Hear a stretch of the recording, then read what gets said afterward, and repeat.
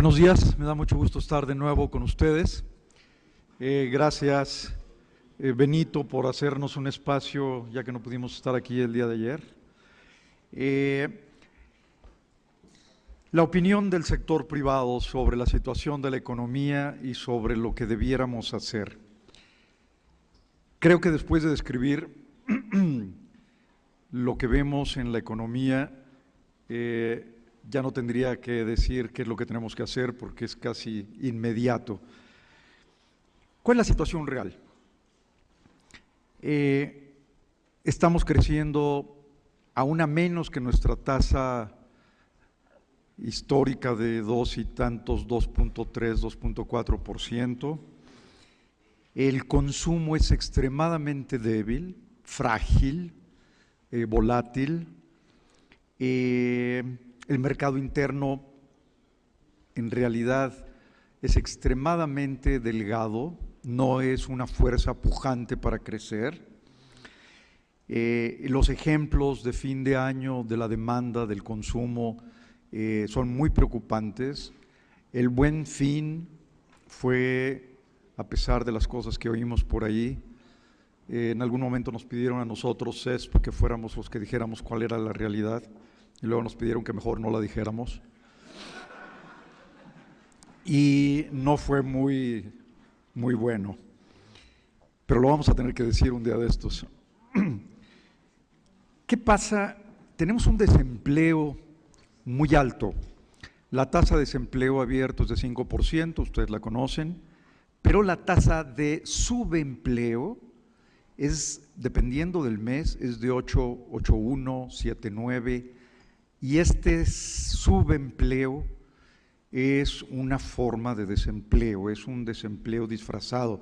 De hecho, en la OIT y en las pláticas que tenemos también con INEGI, existe la posibilidad y está proponiendo que desaparezca esto para que sea incorporado como desempleo. Si sumamos este 8, 7, 9 más el 5 de desempleo, que no se pueden sumar porque tienen denominadores diferentes y hay que hacer un pequeño ajuste, pero una vez que se hace el ajuste, el desempleo que vemos es cercano al 13%, entre 12,5 y 13%. Esto es 6,5 millones de personas buscando empleo, porque acuérdense que ahí no están los que no buscan, aunque no tengan empleo. Así está la definición. ¿Qué quiere decir? Alrededor de 6,5 millones de gente buscando empleos. Indudablemente las reformas son buenas y plausibles. Ese es el gran logro de esta administración. Sin embargo, para que sucedan, porque están en papel, se requieren muchos pasos y muy importantes. Indudablemente, tal vez la aportación más importante de las reformas es que eliminan obstáculos a la inversión, tanto en telecomunicaciones como en la reforma energética. Déjenme entrar con más detalle al tema del mercado laboral. Decíamos, desempleo más subempleo, andamos en 13%, 12,5, 6,5 millones de personas buscando empleo. El IMSS este año ha generado alrededor, es decir, hay una nueva afiliación, y no confundamos, no son nuevos empleos, es afiliación, nueva afiliación, puede ser que de mucha gente que ya tenía empleos. Este año ha acumulado a noviembre alrededor de 950,000 nuevos empleos, una cifra muy importante. Pero todos los diciembres perdemos un número muy importante de nuevo de afiliados. Nuestro cálculo es que este año perderemos alrededor de 300,000. Eso nos va a llevar a tener a final del año una nueva afiliación pues de alrededor de 650. Pero es afiliación, no empleo, necesariamente nuevo. Si a estos 6,5 millones de gente buscando trabajo le agregamos que hay 100,000 jóvenes que se incorporan a buscar trabajo cada mes, cada mes 100,000 adicionales, pues tenemos una presión aún mayor en la búsqueda de empleo. Si además le agregamos que la válvula histórica, tradicional, que nos permitía aliviar un poco esta presión está cerrada, la frontera con Estados Unidos, pues entonces la presión es mucho mayor. Por lo tanto, no es sorprendente el efecto brutal que existe en los salarios. Hay una precarización enorme en los salarios. ¿Qué quiere decir esto? En los últimos 7 años, no es un fenómeno actual, es un tema estructural, pero se agudizó este año del 2014, hemos perdido más de 3 millones de empleos que ganaban más de 3 salarios mínimos y se están dando por abajo de los 3 salarios mínimos.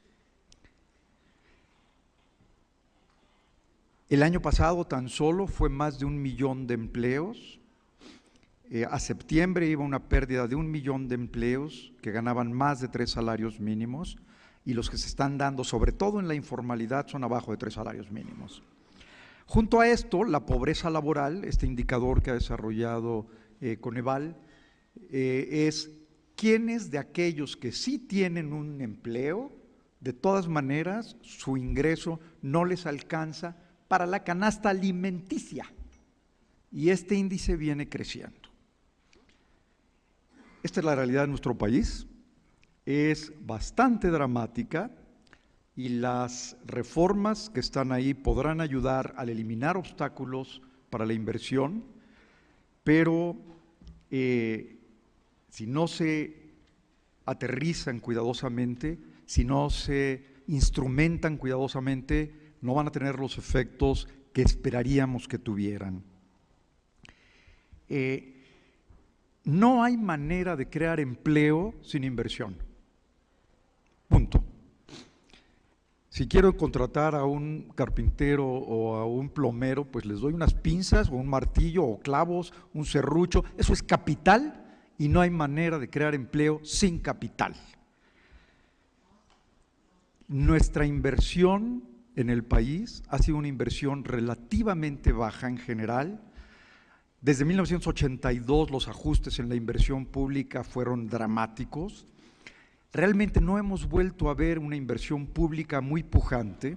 Se ha sacrificado la inversión pública por no sacrificar el gasto corriente y el gasto social en las emergencias.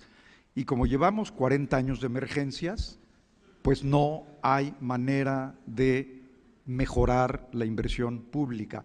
La inversión pública es crítica. Es una infraestructura fundamental para crecer. Además, induce y complementa la inversión privada. Por lo tanto, la inversión privada tampoco ha sido la que requerimos, aunque ha crecido de manera importante. El efecto es que nuestro acervo de capital, la cantidad de fierros para producir, de edificios, software, carreteras, puentes, sillas, escritorios, la cantidad de capital, el acervo de capital para producir, no ha crecido en la proporción que requeriríamos para poder absorber esta brutal demanda por empleo que no podemos satisfacer. Tenemos un gran faltante de capital, pero tampoco se va a dar la inversión si no tenemos demanda. Es decir, el supply economics tiene sus defectos, digamos, si lo pensamos solito. Requerimos demanda también y esto es empleo y bueno, entonces estamos metidos ahí en un círculo complicado, pero se puede romper.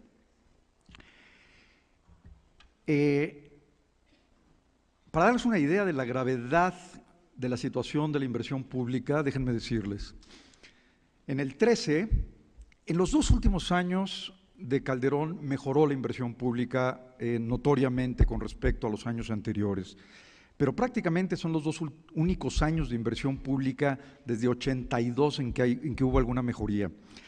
En el 13 no se dio y en el 14 fue además excesivamente baja. Solo para darles una idea, cuando en el primer trimestre, cuando vimos cuentas nacionales en el primer trimestre del 14, y vimos que la inversión pública era de 3.6, me parece, como proporción del PIB.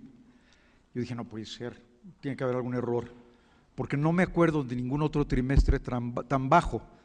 En el segundo trimestre subió a 3.8, en el tercer trimestre ya llegó a 4, pero cuando andaba en los 3.8, yo les preguntaba a mis subdirectores, oye, échenle un ojo a ver en qué año tuvimos una inversión pública tan baja.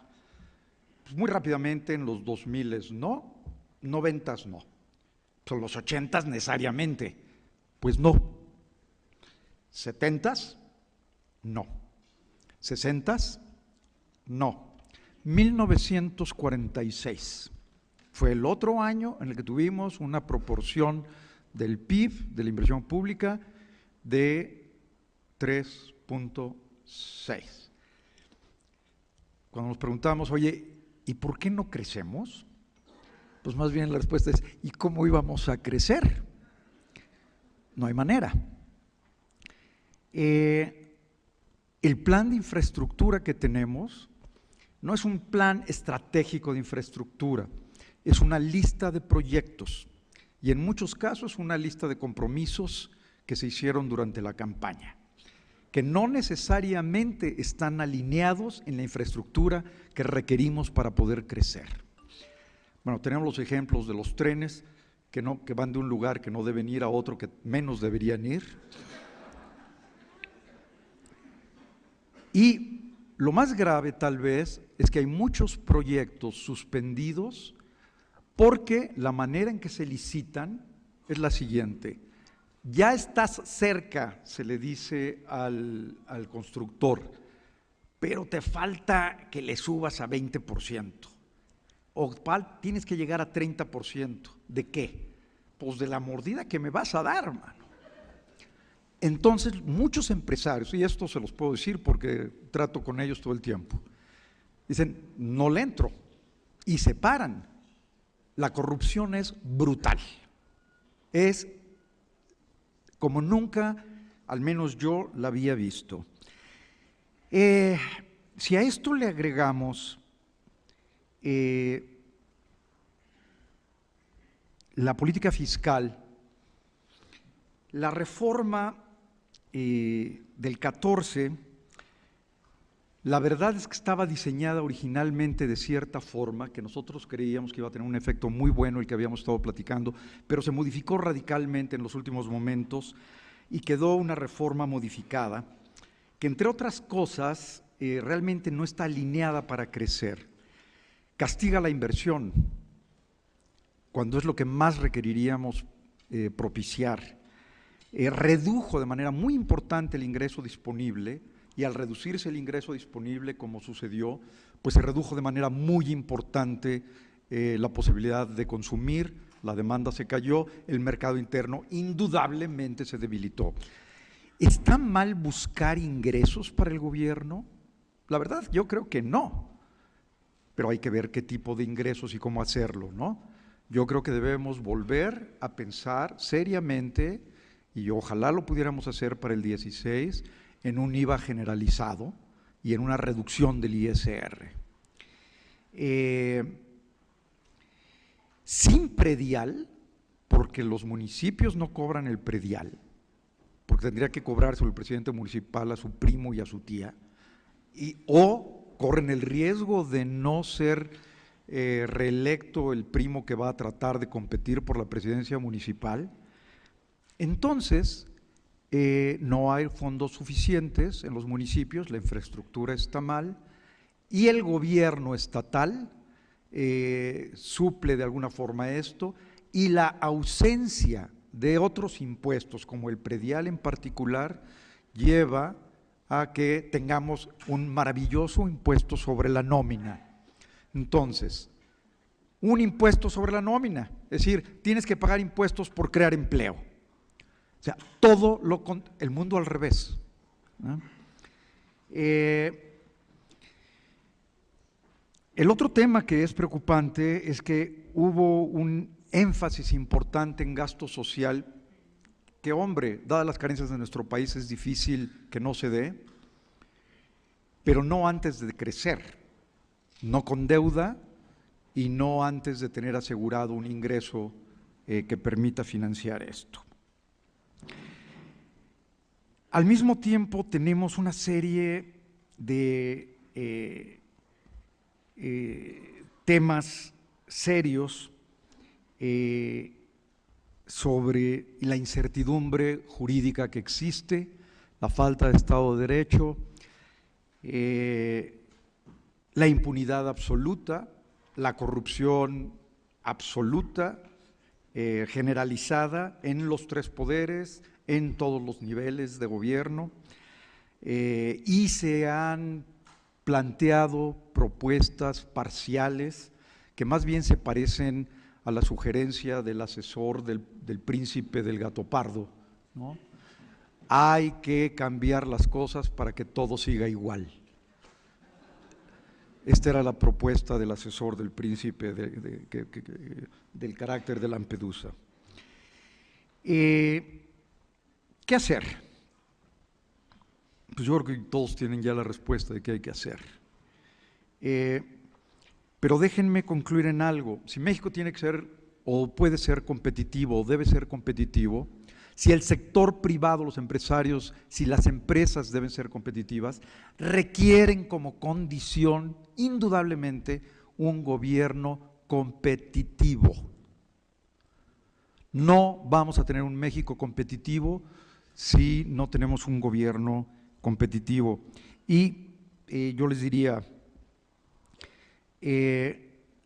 tal vez, si no el más importante, si no el único, pero tal vez sí el más importante, es esta falta de competencia, de eficiencia en el gobierno en general, la ineficiencia en todos los campos.